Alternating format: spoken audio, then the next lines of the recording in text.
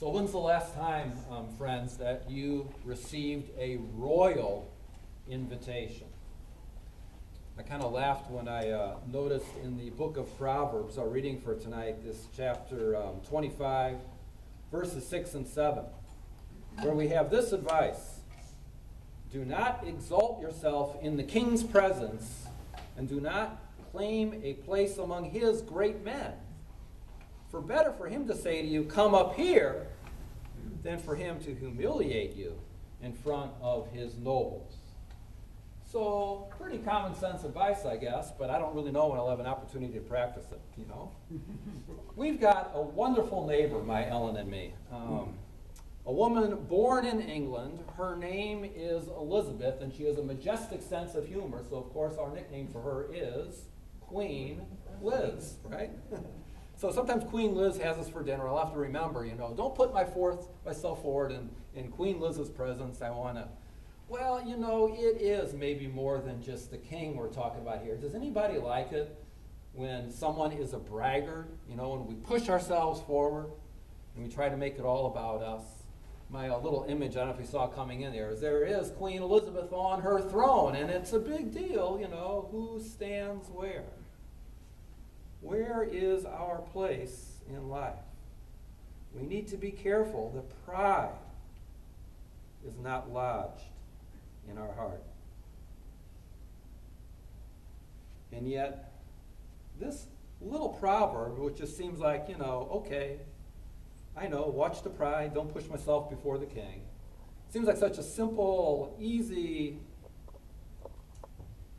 proverb. And yet I'm surprised because I find that this little proverb, I believe, is lodged deep in Jesus' heart. So here's the story in Luke chapter 14, our gospel. Jesus is invited to the Sabbath night banquet, and these prominent Pharisees welcomed him to his home, but it says he and the other Pharisees are watching Jesus very closely. They're looking for something that they can nitpick, hoping for an opportunity to judge Jesus and find out what's wrong with him. But by verse 7, Jesus is the one who's noticing things. So the guests coming to this Pharisee, it's almost like kids playing a game of musical chairs, because there's this jostling and this elbowing going on as they seek to take the places of better honor. You know, the closer to the host, the more honorable. And Jesus just kind of laughs, you know, look at these guys, grown men acting like kids. It's funny, but Jesus does not directly attack them. He tells a story, and he kind of changes it a bit. He says in verse 8, when you were invited to a wedding feast, can you imagine being invited to a wedding feast? Are you going to rush in there and be sure that you're the one who gets to sit down right next to the bride? You're a fool. What if someone more distinguished than you has been invited? The host will come and he will say, give your place of honor to this other one. And then with shame, says Jesus, you'll have to take the only place left, the last place. Listen, friends, he says, it's far better that you start at the bottom. And then when the host comes, he says, oh, my friend, come, take the higher place. Everybody will see how you are honored. Okay, again, I like the story. I get the point. Though really, I don't know when the last time you guys were invited to a wedding. Usually when I go to a wedding, I don't really get a choice where to sit. They've got these little placards now. You know, it says Pastor Steve, and then you know exactly where you're supposed to put your rear end, right? You know, no fight about it. Well, okay, I'll be careful where I sit, Lord. But again, there's more going on here than at first you see. In fact, Jesus has a principle here that will cut to the very core of our lives. Verse 11. And listen to how the Message, this fresh paraphrase puts it. He says, Jesus says, if you're going to walk around with your nose in the air, you're going to end up flat on your face. But if you're content to simply be yourself, you will become more than yourself. And that's another nice way to say, you know, what we're used to hearing, the standard translation here. Everyone who exalts himself will be humbled. You put yourself up and you'll get put down. But everybody who humbles himself will be exalted. You're going to be lifted up. You're going to be honored. Oh, what do you mean, Jesus? By who? If I walk humbly, who's going to honor me? Finally, there's only one that matters, right? And here's what he's promising us. God himself. So, walk humbly before your God, says Micah. Let him lift you up. You don't have to push yourself forward. God will take care of you. Walk humbly before other people. Let God lift you up. And in fact, this parable, this little proverb, these two things are in fact even a lot deeper than that. It's about more than banquets. It's about more than throne rooms. It's even about more than our worship and how we live. This is a promise from God himself for God himself. Or another way to say it, this little Bible passage turns out to be what all of the Bible is all about. It's really about Jesus. So first I'm hearing this commandment. Here's how you should behave. You should have a humble heart. But in fact, there's more than that happening here. Be humble. Watch where you sit. This is more than a commandment. When Jesus says these things, he is making to me a promise. He's telling me, this is how I live. This is what I will do for you. This is a great principle. Whenever you read in the Bible, whenever Jesus tells you to do something, do a double take. Because he's telling you to do something that's good for you, and sometimes you don't want to do it. But do a double take. Because when Jesus says, this is what you should do, you flip that over, and he's showing you exactly what he has promised to do for you. Okay, let's look at this again. Proverbs 25, verse 6. Do not exalt yourself in the king's presence. Let's take that to the highest degree. Let's go way above Queen Liz. Picture this. The King of heaven, God the Father himself, sitting on the throne. And who there is at his right hand? The Son of God, right? Do not exalt yourself in the king's presence, says the proverb. Father, he says, you made these people on earth, and I see how disappointed you are. They're come from the dirt, and now they're giving dirt a bad name. Father, I am different from them. I am God. I am one with you, says Jesus. I'm holy. I'm spotless. I shine with your glory. I am exalted to your right hand, Father. And here's the plan. Sacrifice me? My Papa. Spill my divine blood to cleanse their dirt? Snuff out my life to resurrect their stinking carcasses? This is the Father's plan. Isn't that crazy? Here's something even crazier. This is Jesus' joy. I will not exalt myself in the King's presence.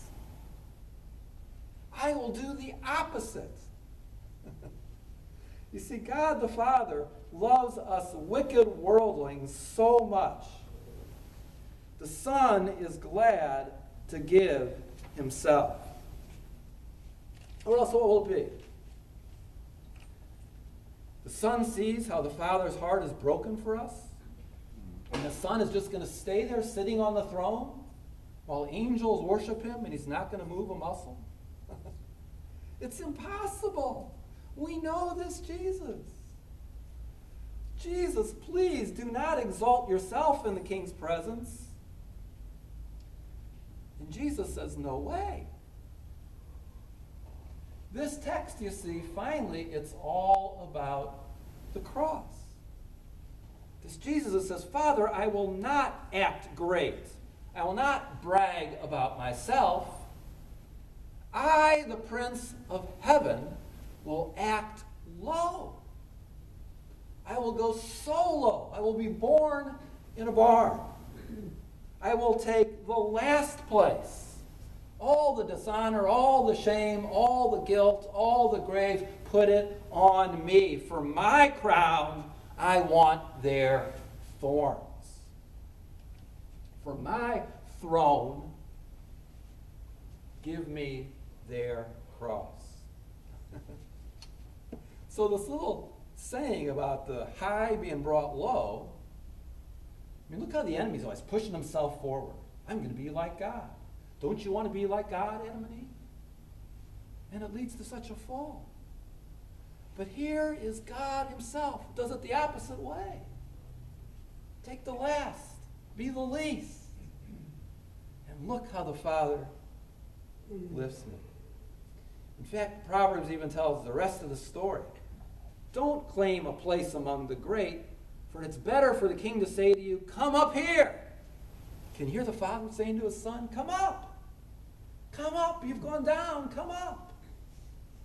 Or Jesus, in his parable, he also gives us the same hint. It's as if he's saying, I will take that last place.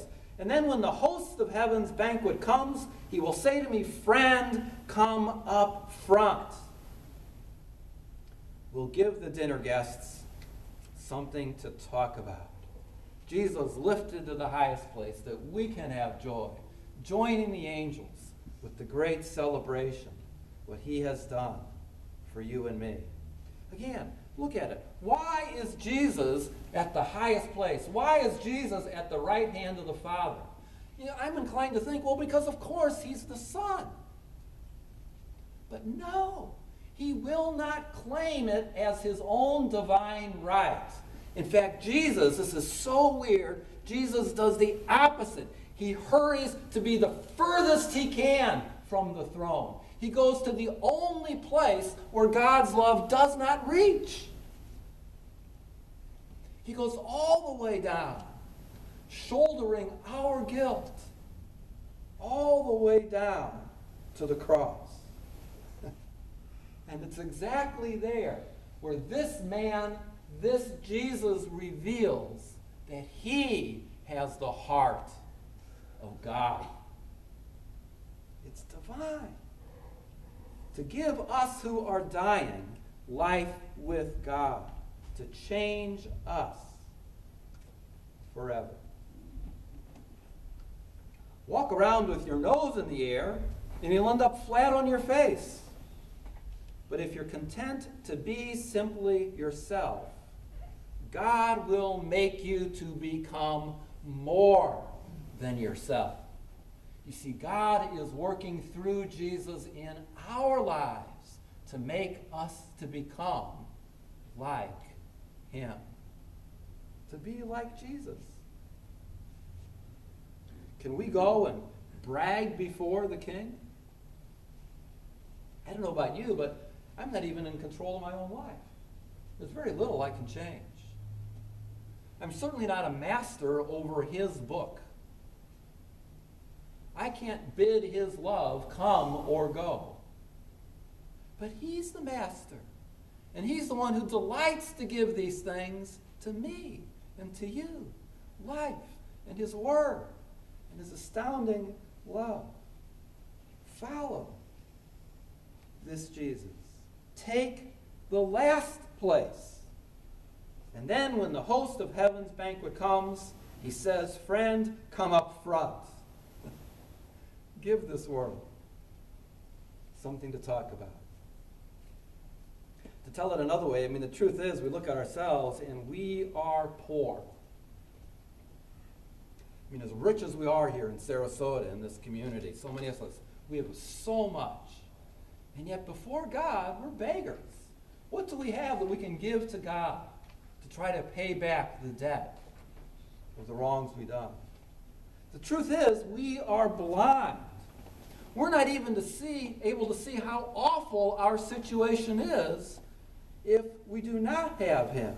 We don't see the disaster, the doom, the damnation that would fall on us.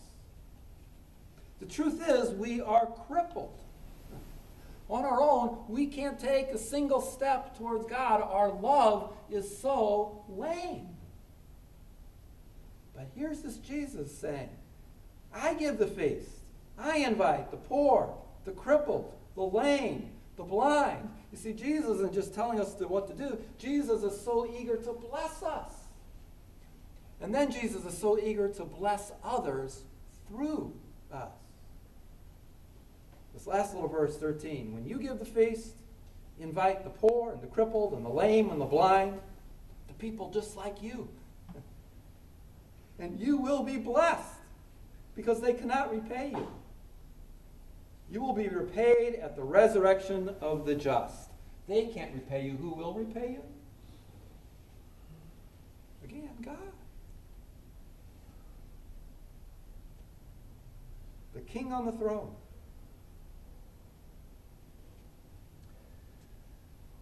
Oh, Jesus, so open our eyes that we watch out for our pride, that we clearly see your astounding humility, and so we are set free, Lord, to follow in your path. And through us, the glory too will be yours forever. We pray it in your name. Amen.